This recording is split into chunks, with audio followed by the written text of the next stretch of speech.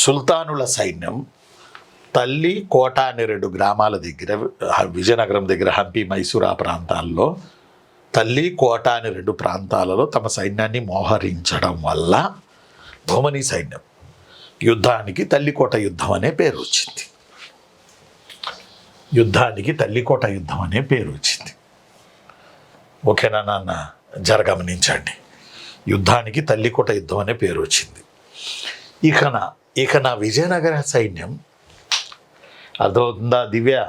ఇక నా విజయనగర సైన్యం రాకాసి తంగడి అనే గ్రామాల వద్ద మోహరించింది.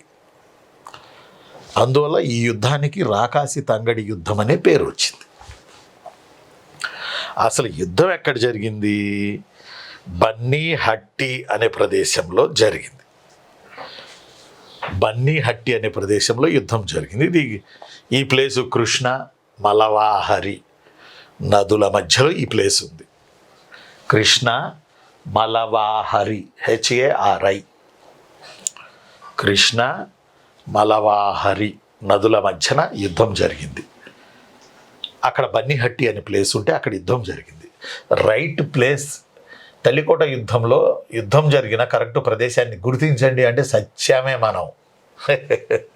బన్నీహట్టి అని పెట్టాలి. వాడు తల్లికోట ఇస్తాడు, రాకాసి తంగడి ఇస్తాడు, భోగాపురం ఇస్తాడు, బయ్యాపురం ఇస్తాడు, బన్నీహట్టి ఇస్తాడు. అప్పుడు అది ఇవన్నీ ఒకటే కదరా మగడా, ఇదేంది ఇట్లా ఇచ్చిండు ఓ నాయనో అని మనం కంగారు పడాల్సిన అవసరం లేదు. దివ్య, శిరీష, వైష్ణవి, బన్నీహట్టి అనే ప్లేస్లో యుద్ధం జరిగింది. అది కృష్ణ మలవాహరి అనే నదుల వద్ద ఈ బన్నీహట్టి అనే ప్లేసు యుద్ధ రంగానికి అయింది. ఇది ఈ కృష్ణా మలవాహరి, మస్కి ఈ ప్లేసులన్నీ ఒక చోట. హుకేరి నది కర్ణాటక లాంగ్వేజ్ కదా, బన్నీహట్టి అనుకుంటా. హుకేరి రివర్ HUKERI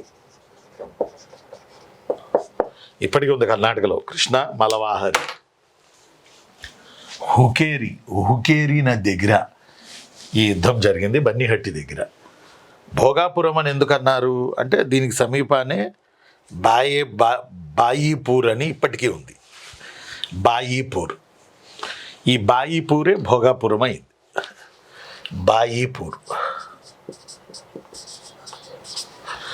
ఈ బాయీపూర్ దగ్గరే ఈ సమీపాన ఉంది కాబట్టి కొంతమంది భోగాపురం లేదా బాయీపూర్ యుద్ధం అన్నారు. యుద్ధం జరిగింది బన్నీహట్టిలో.